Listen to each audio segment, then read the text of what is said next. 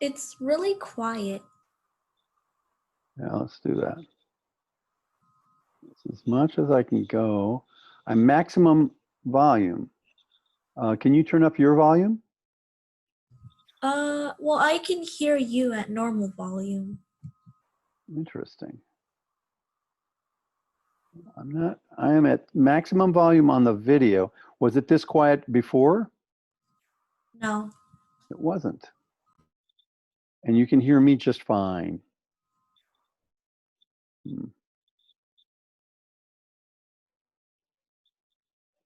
Can you hear it at all, Kevin? You can't. Oh, I know what I should do. Did it again. There we go.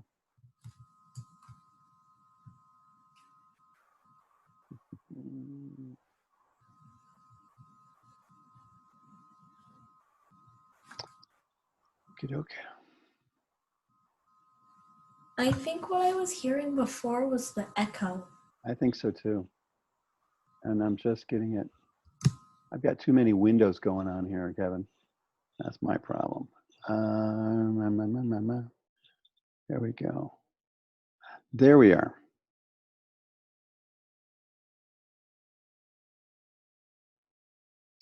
There we go. All right, here we are. Let's see if this is any better. And began to form them out of that. So it's been a very long history all the way through. Got it.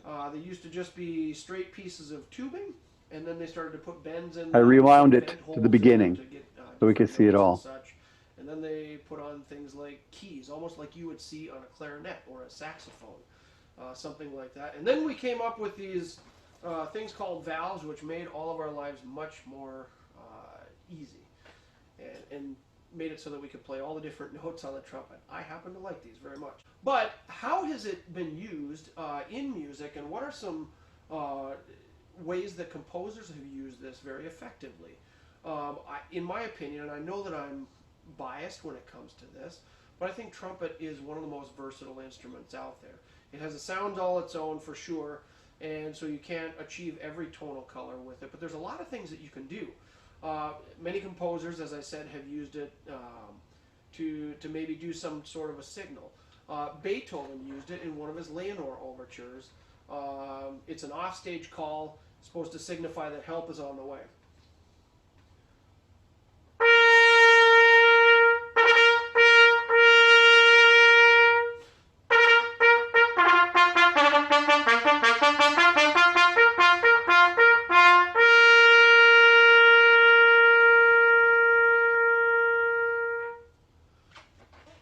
Also, some other people have used it. One of my favorite composers, Gustav Mahler, used this in originally the second movement of his first symphony. Since then it was taken out. But it wasn't such a declamatory statement in there. It was much more of a singing, lyric type of a melody, to almost like somebody singing to, a man singing to his wife. So, again, not much more of a declamatory and celebratory type of a signal, but just a nice, pure melody.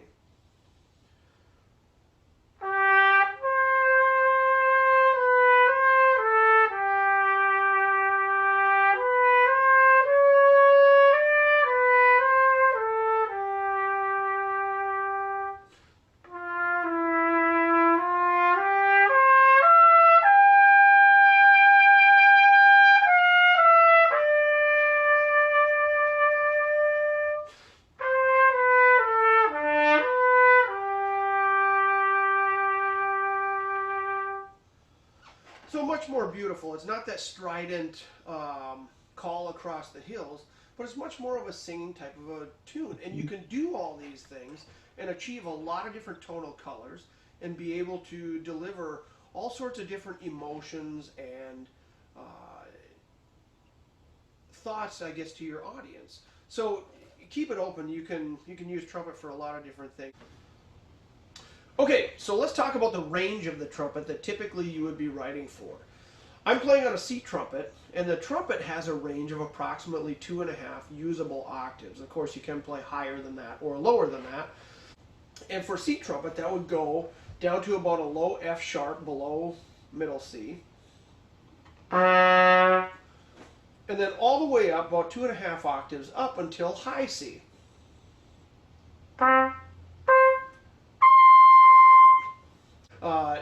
Most people out there, the most common trumpet is going to be a B flat trumpet, which is a bit longer instrument. I'll show you one of these right here.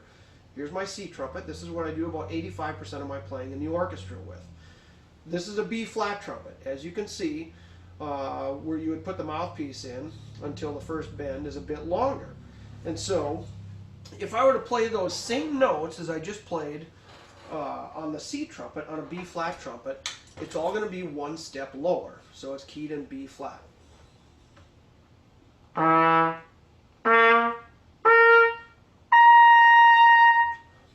Everything is one step lower than a C trumpet. So keep in mind, most of your compositions, I would guess, when you're starting out, are going to be for the B flat trumpet. Now, is it easy to transpose between the two of them? Yeah, pretty easy. One step up or one step down, depending on the trumpet that you're playing. But typically, I would say right for B flat trumpet, more people have that than anything else. How do we move around the instrument? What are the easiest ways to move around? To write successfully for the trumpet, try to write where you don't have a bunch of ginormous leaps back and forth.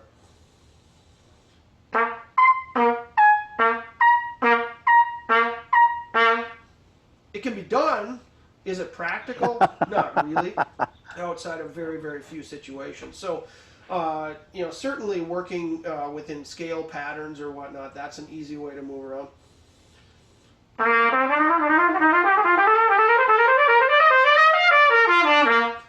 Scale is very easy to move around. Some arpeggios, another easy way to move around.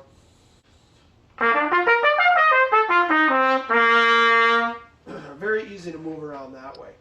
Now, some composers will kind of mix those things in. If you have to make a big leap, that's okay too. I remember playing the opening to Mahler's Sixth Symphony a few years ago, and that has a big leap in there, but it's musical. So if something is musical, it makes sense. Don't be afraid to write that way. The opening to that symphony was...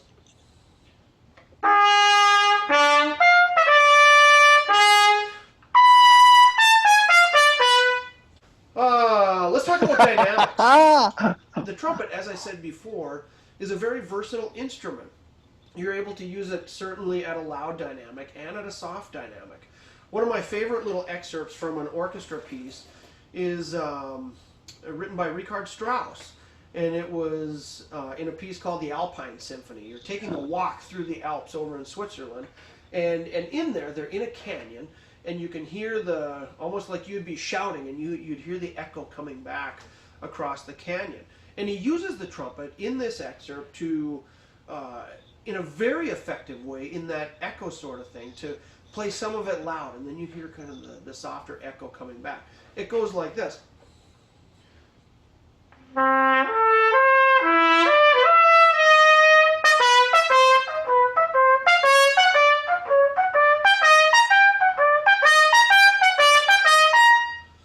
Very cool little excerpt right there. And again, it uses the trumpet in a loud way and in a soft way, back to back, so it can be done.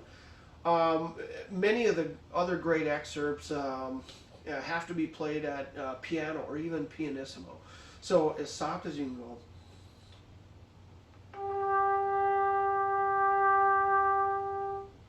And then, of course, it can get as loud as you want to go as well. Stravinsky wrote,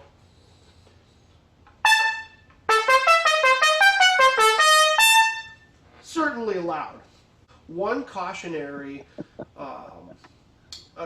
thing for you is when you're playing in the real high register, up above the top of the staff, I would say. Again, it can be done to play soft, but the way that a trumpet works is you got to have the air moving across the lips to vibrate, and the higher the note, the faster the lips have to vibrate. Therefore, the airspeed has to be there. a lot of times what you're going to find is if a player is not super accomplished, that's not going to be the easiest thing for them to do. So if your idea as a composer is to play extremely soft way up there, if you want to use the trumpet, great. Or maybe consider one of the other instruments that is able to come in maybe at a much softer dynamic. Clarinet. So anyway, it's all a matter of balance. What tonal color you want, what instrument color you want, what sound you want in that particular place, and what dynamic you want. So anyway, those are just a couple of things. I hope that will help you. So I've talked to you about the C trumpet, my B flat trumpet. Another color that you may want to write for typically is going to be the piccolo trumpet. And fewer players have these horns. I mean, it's certainly a very common trumpet out there, but not as common with younger players or people who are not in the professional world of playing. But anyway, the idea on a piccolo trumpet, now this one is keyed in B flat, and as I said, I also have this B flat trumpet right here. This tubing is exactly half the length of the tubing of a B flat trumpet. So, whereas I would play a low C, which would come out as a low B flat on a B flat trumpet, if I were to play that same note as it is written on this horn, one octave higher.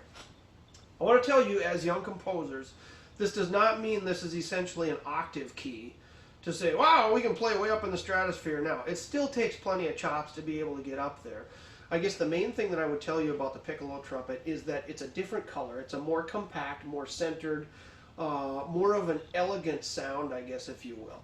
A lot of Baroque and classical composers use this in some of their concertos. You may or may not have heard something by Bach.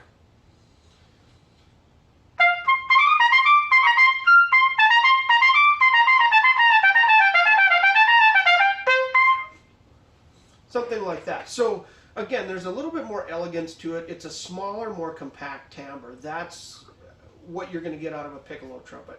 You're not going to get the robust, big, round sound that you would out of a bigger horn, or the B flat trumpet or a C trumpet. Okay. As I said, trumpet's a pretty versatile instrument. There are other colors that you can get. When I say colors, it's types of sound. There are other colors that you can get out of a trumpet by using other tools.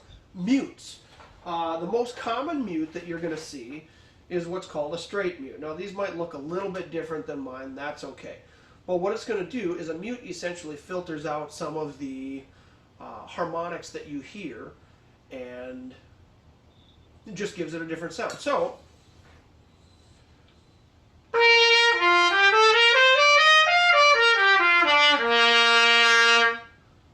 there's a straight mute. This is what we call this, a straight mute. We also have something called a cup mute. This is probably the second most common mute that you're going to see after the straight mute. A cup mute comes over the bell and it just kind of cups in like this. And it's a much more covered, maybe mellow, round sound.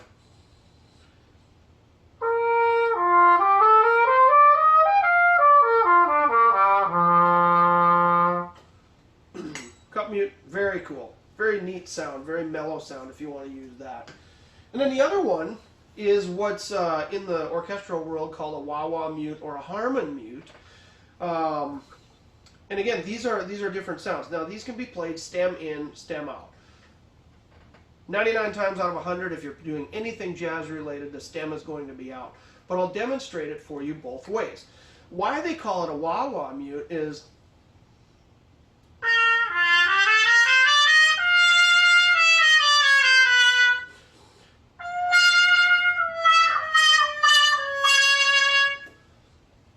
kind of a cool little effect you can get there. Now if I take the stem out, completely changes the sound of the mute.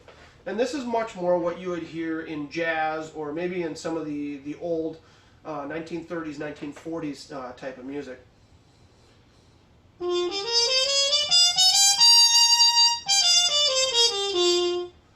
Very cool sound there.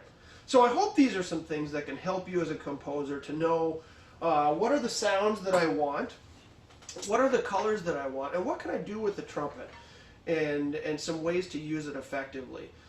Some of the big soaring melodies that you would hear maybe in a movie piece or whatnot. A lot of times the trumpet leads the orchestra or the band. It's a directional instrument. It's very easy to lead because of the type of an instrument that it is. Anyway, I hope this has been a help to you, and I hope this will help you in your journey as a composer. And I'll also be including some links that will give some good examples of great trumpet playing, in my opinion, and how it's been used effectively in the orchestra. So good luck to you. I wish you all the best in your endeavors, and go write some great music this week. That's cool. All right, so I'm going to stop that. But he has shared with us a whole bunch of things. Now, have you, is this Joe? Yes. Hi, Joe. And Kevin. What I'd like to do is to take off your mutes. There's only 3 of us. We don't have to worry about getting interrupting too much. What I'd like to do is to ask, first of all, have you had a chance to look, did you get an email that says, hey, you could go look at the stuff at the Google Drive? I sent it out today or during lunch. Did you get it, Joe? Maybe or maybe Let me not. check here. No problem. No, You did not? Mine I did to not. my dad. Say it again, Kevin. He sent mine to my dad. So To your dad. I'm sorry. This is horrible. Trying to get this to be something I'm doing all the time. And the goal is to have it available to you. Let's see. I'm going to try to do this one more time. You sent it to my mom, and she's gonna forward it to me. Oh, for crying out loud. Wait a second, Joe. Josiah, you're Parsons or are you? I'm Sneath. You're Sneeze. Hold on a second. Let's go down here. Why don't I change? Is it one needful thing? That's my mom's. Give me yours. Joe, as in geology. Wait a second. GEO. Joe. Yeah. 2005 Uh-huh. at gmail.com. Crying out loud. Geo mean GEOJOE? Yes. Great. Now I want to get what's your email, Kevin? I already have it. Sean.x.chen@outlook.com. Yeah, that's my dad. That's all I need to worry about. Yeah. You're getting it if I send it to you there. Right. That's fantastic. That's all I needed to know is to make sure Put the that. link in the chat. Oh, there we go. Thank you. But I have to give him permission. I have to give Joe a permission. So yours went to your mom. She has permission to go into that file now. So let me see if I can. Get that drive. And I'm going to be putting all of the links from Mark into this website. Kevin, can you find, there's a whole bunch of stuff in there, isn't there? In the folder. Have you seen that? Mm-hmm. All right. Well, I think for now, you guys should go into the violin thing room, and I'm going to be getting ready to do the next session, which is at 3 o'clock. So please join violin now, and I will put all the other stuff that Mark Nelson sent us, including that video, onto our website. Okay. Okay. All right. Thank you, guys. Bye-bye.